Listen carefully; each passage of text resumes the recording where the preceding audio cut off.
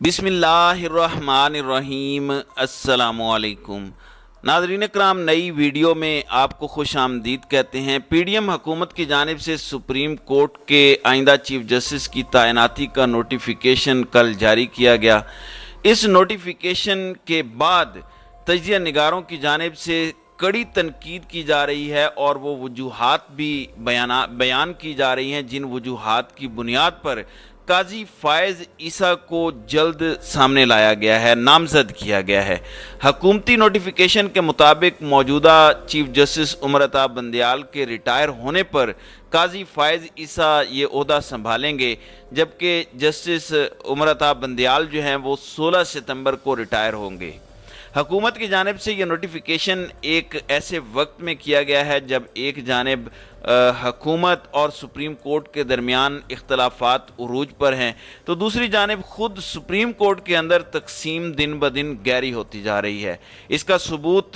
कल उस वक़्त भी मिला जब सुप्रीम कोर्ट के दो सीनियर तरीन जजेस जस्टिस काजी फायज़ ईसा और जस्टिस तारिक मसूद ने फ़ौजी अदालतों में शहरियों पर मुकदमात के ख़िलाफ़ दायर दरख्वास्तों की समाअत करने वाले 9 रुकनी बेंच से अलहदगी इख्तियार कर ली, जिसकी सरबराही चीफ जस्टिस उमरता बंदयाल कर रहे थे। काजी फायज़ ईसा ने कहा कि मैं उस बेंच को बेंच तस्वर नहीं करता, मैं केस सुनने से माजरत नहीं कर रहा, मैं इस पर मज़ीद बहस नहीं सुन सकता। ऐसे में जस्टिस काजी फायज़ ईसा के बतौर चीफ जस्टिस तैनाती के कबल वक्त नोटिफिकेशन को गैर मामूली समझा जा रहा है और एक हल्के की जानिब से इस इकदाम पर तनकीद भी की जा रही है। हुकूमती बयानात के मुताबिक ये इकदाम इसलिए उठाया गया ताकि मौजूदा चीफ जस्टिस मुबैना तौर पर अपने मुमकिना नामुकम्मल सियासी एजेंडे की तकमील के सिलसिले में जुडिशल एक्टिविज़म ना कर सकें। जबकि एतजाज़ एहसन का कहना है कि हुकूमत ने यह नोटिफिकेशन मौजूदा चीफ जस्टिस को दबाव में लाने के लिए जारी किया है। तहम साबिक अटारनी जनरल और एहतसाब से मुतल्लिक वज़ीर आज़म के मुशीर इरफान कादिर के मुताबिक तैनाती का नोटिफिकेशन कबल अज़ वक्त करने की रिवायत जो है वो नई नहीं है। नाज़रीन इकराम, सुप्रीम कोर्ट बार एसोसिएशन के साबिक सदर और वकील रहनुमा चौधरी एतजाज़ एहसन का कहना है कि हुकूमत की जानिब से तकरीबन 3 माह कबल ही जस्टिस काजी फायज़ ईसा की बतौर चीफ जस्टिस नामजदगी का नोटिफिकेशन जारी करने का इकदाम इंतहाई नामुनासिब है। हुकूमत अपने तय ये सोच रही है कि इस किस्म का नोटिफिकेशन जारी करके वो मौजूदा चीफ जस्टिस को दबाव में ले आएगी ताकि वो पंजाब में इंतखाबात से मुतल्लिक इलेक्शन कमीशन की नज़रसानी की दरख्वास्त पर फैसला ना सुना सकें, लेकिन वो इसमें कामयाब नहीं होंगे। उनका कहना था कि हुकूमत का इक़दाम एक भोंडी हरकत है और एक क्लैरिकल एक्ट है। उनका कहना था कि जस्टिस काजी फायज़ ईसा की बतौर चीफ जस्टिस तैनाती का नोटिफिकेशन जारी करके हुकूमत ने मौजूदा चीफ जस्टिस को एक वाज़ेह पैगाम दिया है कि जिन मुकदमात के फैसले उन्होंने महफूज किए हुए हैं जो कि हुकूमत से मुतल्लिक हैं, तो वो उस बारे में मोहतात रहें। उनका कहना था कि 19वीं तरमीम के तहत अब तो आइन के सेक्शन 175A में ये वाज़ेह तौर पर लिख दिया गया है कि चीफ जस्टिस की मुद्दत मुलाजमत ख़त्म होने के बाद सुप्रीम कोर्ट का सबसे सीनियर जज अगला चीफ जस्टिस होगा। उनका कहना था कि अगला चीफ जस्टिस सिर्फ उसी वक्त उस ओहदे पर बराजमान होगा जब वो अपने ओहदे का हलफ लेगा। उनका कहना था कि जब ये आइन में नहीं लिखा गया था तो 1998 में सुप्रीम कोर्ट के 10 रुकनी लार्जर बेंच ने असद अली केस में ये उसूल तय कर दिया था कि चीफ जस्टिस की रिटायरमेंट के बाद सुप्रीम कोर्ट का सबसे सीनियर जज पाकिस्तान का चीफ जस्टिस होगा। नाज़रीन इकराम, सिविलियन के केसेस फौजी अदालतों में भेजने से मुतालिक समाअत के दौरान एतजाज़ एहसन से जब सहाफ़ियों ने गैर रस्मी गुफ्तगू के दौरान जस्टिस काजी फायज़ ईसा के वक्त से पहले नोटिफिकेशन जारी होने के बारे में पूछा गया तो उनका कहना था कि नामजद चीफ जस्टिस ने 9 रुकनी बेंच से अलग होकर इस नोटिफिकेशन की लाज रखी है। नाज़रीन इकराम, दूसरी जानिब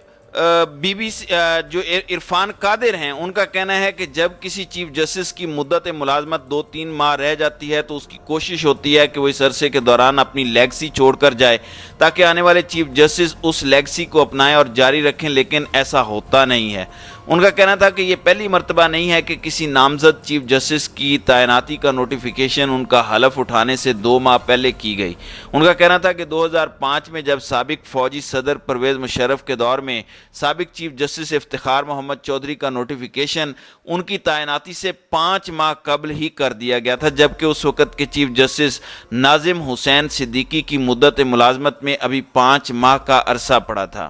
پھر ان کا کہنا تھا کہ موجودہ چیف جسٹس نے پارلیمنٹ سے پریکٹس اینڈ پروسیجر بل سے متعلق ہونے والی قانون سازی کے خلاف بھی حکم امتناع جاری کر رکھا ہے۔ پھر ان کا کہنا تھا کہ پاکستانی آئین میں پارلیمان سپریم ہے، کیونکہ اسے قانون سازی کا اختیار حاصل ہے، جبکہ سپریم کورٹ کے پاس صرف آئین کی تشریح کا اختیار ہے۔ لیکن بدقسمتی سے موجودہ چیف جسٹس اور ان کے ہم خیال ججز نے آئین کو ہی دوبارہ تحریر کرنے کی کوشش کی ہے۔ ان کے بقول اس کی واضح مثال پنجاب میں وزیر اعلیٰ کو اعتماد کا ووٹ دینے سے متعلق درخواستوں پر دوسری جماعت کے ارکان کی طرف سے ووٹ کو شمار نہ کرنے کا فیصلہ شامل ہے۔ پھر ان کا کہنا تھا کہ موجودہ چیف جسٹس نے پارلیمان کے علاوہ الیکشن کمیشن کے اختیارات بھی اپنے ساتھ رکھے، جس کی واضح مثال صوبہ پنجاب میں عام انتخابات کی تاریخ دینا اور حکومت کو اس کے لیے فنڈز جاری کرنے کے احکامات دینا بھی شامل ہے۔ تو اس طرح کی یہ فضول قسم کی جو ہے وہ بحث کرنے کی اور فضول قسم کے دلائل دے رہے ہیں، حالانکہ الیکشن کمیشن خود اس بات کا اعلان کر چکا ہے کہ اس کے پاس تاریخ دینے کا اختیار نہیں ہے، جس کے بعد سپریم کورٹ کے آرڈرز پر وہ تاریخ جو ہے وہ صدر عارف علوی نے دی تھی۔ تو اس لیے یہ غلط بیانی کر رہے ہیں، اور دیگر معاملات جہاں پہ ہیں، جہاں پہ مثلا ریویو پٹیشن ہے،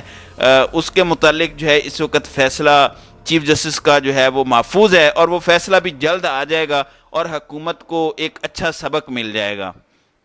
دوسری جانب سپریم کورٹ پر جو گہری نظر رکھنے والے دیگر تجزیہ کار ہیں، ان کا کہنا ہے کہ حکومت کی طرف سے نامزد چیف جسٹس کی تعیناتی کا نوٹیفیکیشن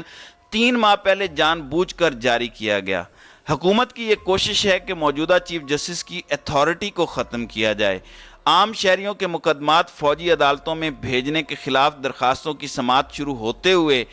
نامزد چیف جسٹس قاضی فائز عیسیٰ نے 9 رکنی بینچ سے الگ ہونے سے پہلے ہی کہہ دیا تھا کہ وہ اس بینچ کو